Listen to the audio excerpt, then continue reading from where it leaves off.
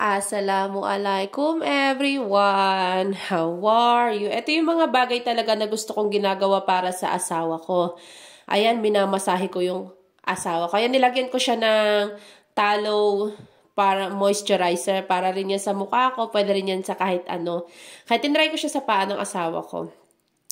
Ayan, kasi tuwang-tuwa talaga ako kapag pinagsisilbihan ko talaga yung asawa ko. Tapos sabi ng asawa ko, na-miss niya daw yung mga masahe ko sa kanyang paa. Ayan. Tapos yung asawa ko, relax na relax dyan. Kakabalik lang pala ng asawa ko sa trabaho. Ayan naman, yung ganap na video na yan ay nung last Friday. Oh, ayan, masahe. Tuwang-tuwa siya sa masahe ko sa paa niya.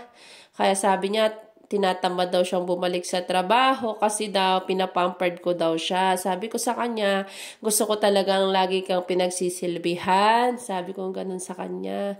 Kaya tuwang-tuwa talaga ako dyan. Kasi na-miss ko talaga na pagsilbihan talaga yung asawa ko sa pamamagitan ng pagmamasahe. At tapos, pag nilagyan ko na pala ng isang medyas yung paa niya. Tsaka yung isa naman, mamasahihin ko ulit. Ganon din na katulad ng pagmamasahe ko dun sa isang paa niyang nilagay. Kaya tuwang-tuwa talaga ako dyan.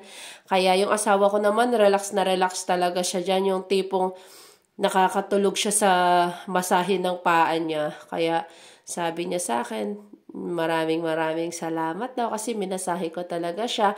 Sabi ko, walang anuman, pinagsisilbihan talaga kita kasi na-miss ko talaga ang pagsisilbi ko sa'yo. Yung mga pagmasahe-masahe sa paa mo. Oh. Diba? Ang sarap talaga sa asawa kapag pinagsisilbihan mo yung asawa mo, no? Syempre, medyo sana natin, masahe na natin ng bongga diba? Ayan, masahe na. Ayan, sabi ng aking asawa, ang sarap-sarap daw ng masahe ko. O siya, yun lang. Assalamualaikum, Jessa Korkaran. Bye. Ganyan din ba kayo sa asawa nyo?